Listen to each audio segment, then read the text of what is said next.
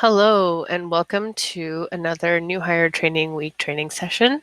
My name is Janbir Sandhu, and I will be walking you through the Housing First training today. Alrighty. So first and foremost, Housing First is a homeless assistance approach that utilizes providing people's experiencing homelessness with permanent housing as quickly as possible, and then providing voluntary services as needed. This approach makes sure to prioritize client choice in both housing selection and in service participation. Now that says a lot. Housing First is a model, is a way of providing services to an individual that takes all the preconditions one would see in a typical model of engaging in services and shares some common critical elements. And some of them are that the focus is on helping the individual or that particular family get into permanent rental housing as fast as possible, that we provide a variety of services to promote that housing stability and ongoing wellness as needed and voluntarily. So it doesn't come out to say that if the client participant refuses our services, our supportive services, that we say, okay, well, now that's not a reason for you to participate in our program, and now you're going to lose the housing. Their housing should not be built on service participation. That should be voluntary. And a standard lease agreement to housing is something that we push for everyone, as opposed to having folks receive mandated therapy or services or be in compliance with programs. Now, this looks very different because we still have programs to run, right? So what is Jen saying? Am I saying that you should not, if someone's not participating in the program, that you should be working with them in the Housing First model?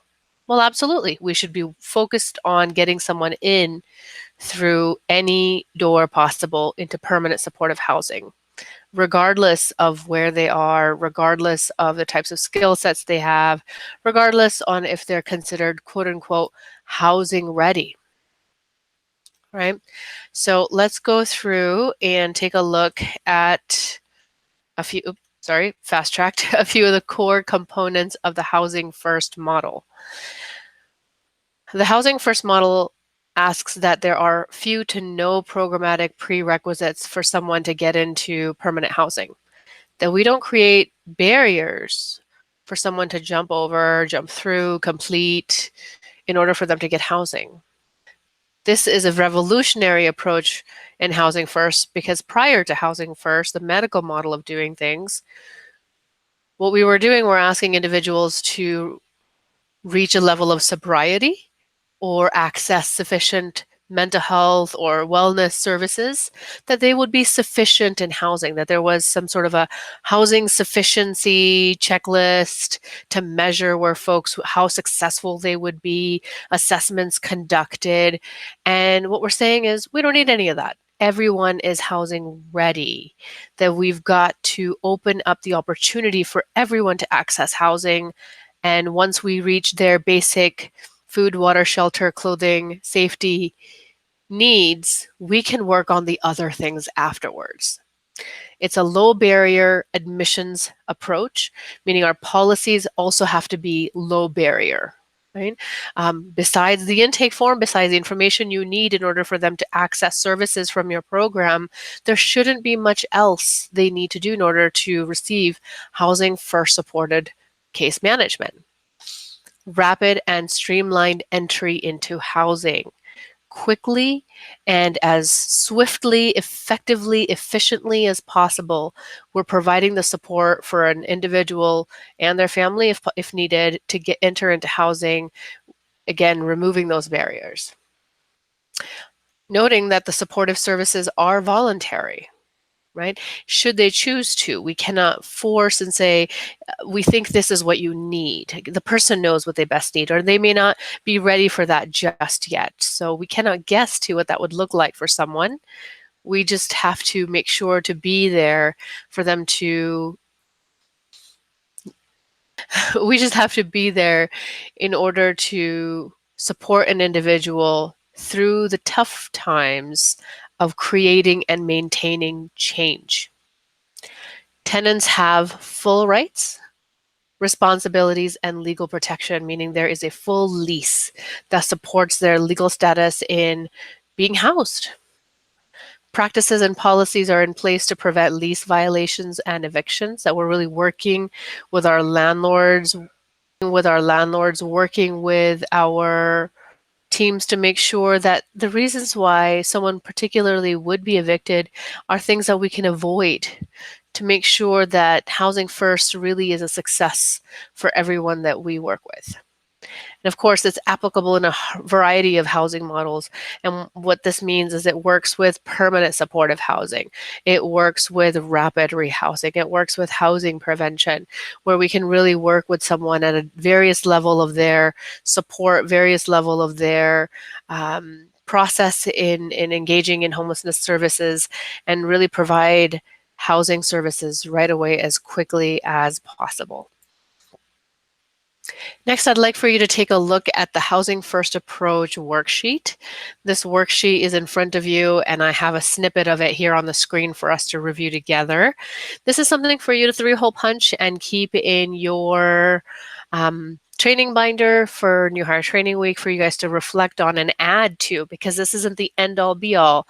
This is the beginning that helps you understand what Housing First approaches are all about and how to make it the most effective. So again, it talks about successfully connecting individuals and families to housing as quickly as possible without any preconditions. We talked about that, right? Without any barriers, such as barriers to entry like sobriety, treatment, program participation. All of that is out of the way, that we allow someone to assess and maintain their safety, food, water, shelter needs first, right? If we think about Maslow's hierarchy of needs, that very base of the foundation of that pyramid is built on food, water, shelter, and safety. The background on Housing First is it came as a reaction against the view that people that were experiencing homelessness should, quote unquote, earn their way into permanent affordable housing, that they had to prove that they were ready or prove that they were could sustain housing or could maintain a program, could be medication adherent, right? Because again, these were hurdles that people were jumping through that had nothing to do with their housing. Again, we were treating the symptomology, but not the actual root, which is homelessness. It also stemmed from providing people experiencing homelessness with housing without treatment prerequisites, right? That was a base that we've got to begin to start thinking about housing without treatment. It cannot come from an approach of, in order for you to be successful in your treatment, we've got to work on your housing, right? That's a very medical model way of thinking. Housing First really is a homelessness evidence-based practice, a best practice, international best practice that really works because it focuses on reducing those barriers in the beginning, and it evolved from a distinction for delivering permanent supportive housing. Permanent housing, as long as necessary for someone, of course, to receive supportive services. And again, that depends on the model that you're using, rapid rehousing versus permanent supportive housing, how permanent the supportive services will be. But the housing, of course, is permanent. So it's evolving out of that distinct approach. And the services were informed by harm reduction and motivational interviewing. So those are two other trainings. We're going to talk a little bit about harm reduction and what harm reduction mean. And really, Housing First is a harm reduction practice. And how do we use motivational interviewing techniques to work with someone to facilitate change and encourage change to take hold and take root into a positive experience for them and growth for them. So those are the 3 trauma-informed care practices, the 3 evidence-based practices that really blend together hand in hand. And at project level, policies and procedures are there to prevent lease violations and evictions. So what does that look like? What does it look like? How do we prevent someone from being evicted because of substance use? Substance use should solely not be a reason for someone to be evicted, right? That is not considered a lease violation. So how do we prevent someone from being wrongfully evicted and really assist the person in supporting and asking for their tenant rights to be respected, and having the landlord understand and address some challenges in working with individuals at the same time as protecting their confidentiality, right? So what does that brokerage of services look like? Housing first. The importance is that housing first yields higher housing retention rates, lower returns back to homelessness, significantly reduces the use of crisis services and institutions because, again, someone's housed. We talked about that in defining homelessness. We talked about the home not found study, and we talked about the crisis services being in such high demand when someone is homeless. Well, when you put someone in housing, 98% reduction is what we see in the use of crisis services and judicial system involvement for an individual who's been housed for even 30 days or less. There's an improved quality of life, health, and mental health, of course, and employment. And this can all be achieved through housing because someone, again, has that safe haven, that safe base to start their morning from each and every day to benefit their wellness, to benefit their longevity, and continue to grow and build stability for themselves, whatever that means for them. The key principles of housing are that it is safe and affordable, that all people can achieve housing stability and permanent housing. That support may look different for someone and should. For everyone, it should look very different because these supports should be very unique. Everyone is housing ready. The right to determination, your dignity and respect, meaning you have the right to choose your housing and self-determine the services and plan that you want to put in focus as an individual who's currently experiencing homelessness, that's how we move forward. And the configuration of housing services should be based on participants' needs and their preference.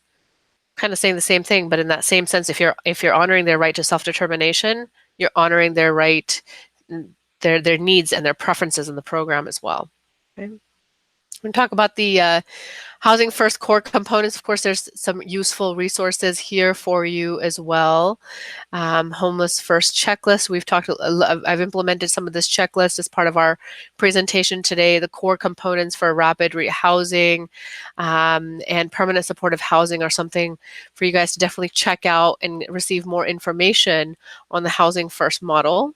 But the core components, I wonder why, oh, we already reviewed those earlier. Sorry, I'm flipping through the PowerPoint. The core components are here on the worksheet as well for you to review. And then we will get through that checklist. Tenant selection promotes acceptance regardless of sobriety, use of substances, treatment completion, and participation in services. Meaning we should not promote, this person, and select that this person could be more successful, so we're going to place them first. It should be the most vulnerable first, right? Which talks about the coordinated entry system, and that definitely fits very well with the Housing First model.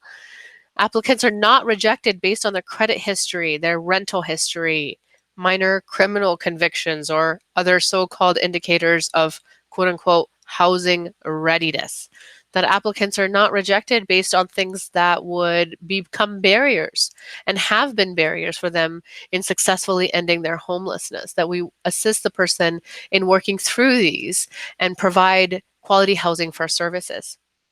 It accepts referrals directly from shelters, street outreach teams, drop-in centers, and other parts of the crisis response systems in homelessness. These are the crisis response systems in homelessness, and that's where we continue to do our work and provide housing first services. Can housing first work in a shelter setting? Absolutely. Can housing first work in a street outreach setting? Absolutely. We've got to invest our resources in really thinking and addressing the engagement that we put in, the work that we put in when we're asking about supporting and check-ins, and even things like a 5-minute check-in session on, hey, how was your day today? What did you work on? How did you make progress towards your goal? And really taking a look at the work that we do in combination with things like those check-ins can support housing first goals.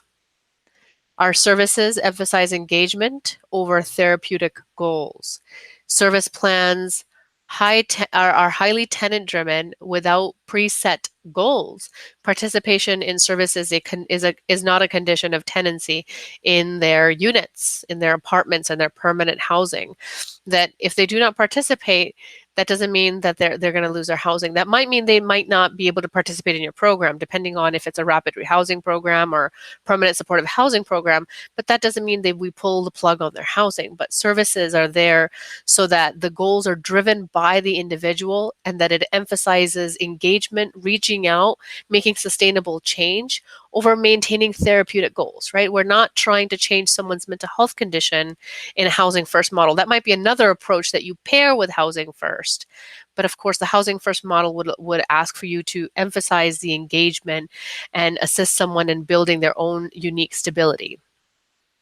That the use of alcohol or drugs in and of itself is not considered a reason for eviction, right? We talked about that earlier, that we've got to work on different ways of working with the landlord, of working with our tenant right handbooks so that our participants have an understanding of what their rights are and how is it that as a program we can support their rights and support all the work that needs to be put together for them to become successful and be successful in the program.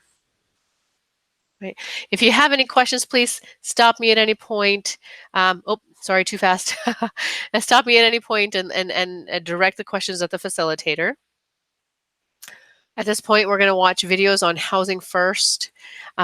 These videos are about the 5 principles, key principles on housing, and these videos were conducted throughout nonprofit organizations, mostly on the west coast of Canada in British Columbia, some in the Midwest, some in Washington, and some in Oregon, as well as part of a evidence-based policies and plans to really use and utilize housing first approaches as often as we can in nonprofit homeless services.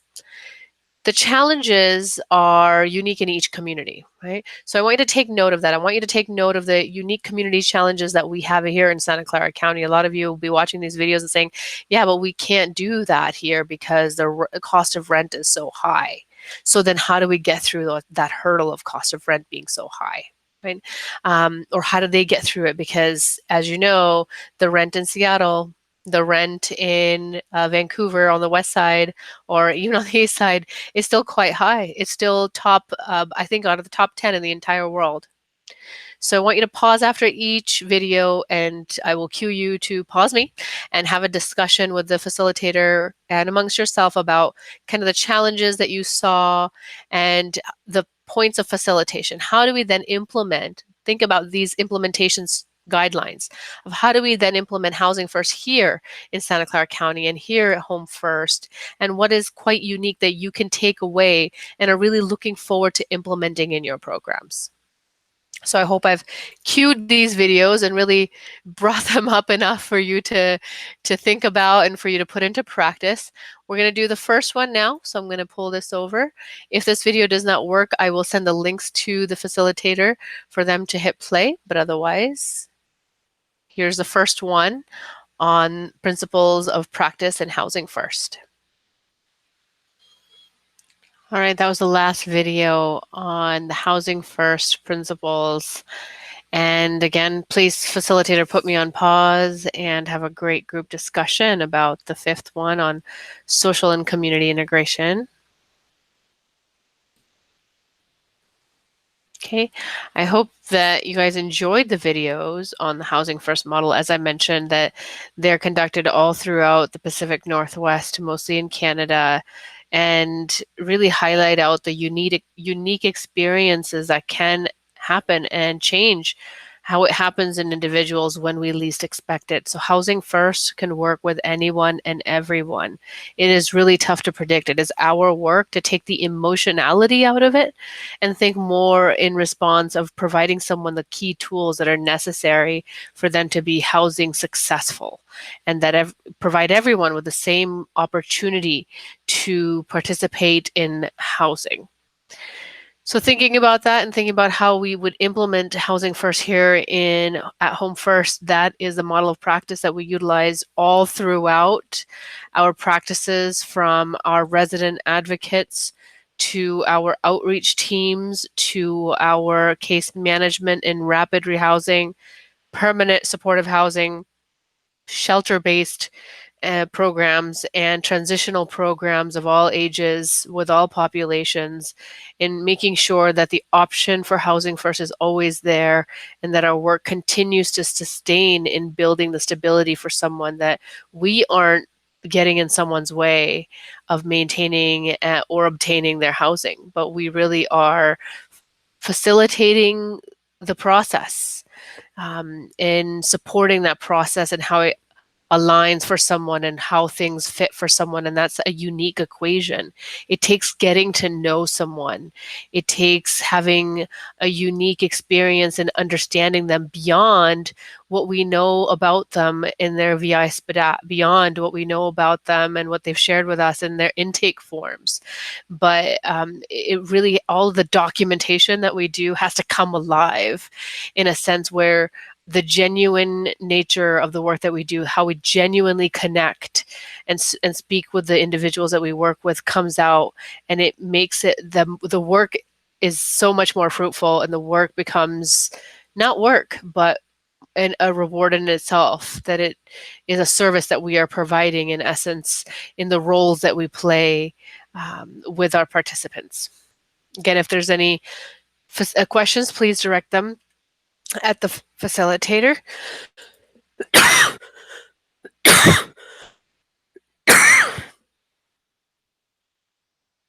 Again, if there's any questions, please direct them at the facilitator, and I thank you for participating in the Housing First training.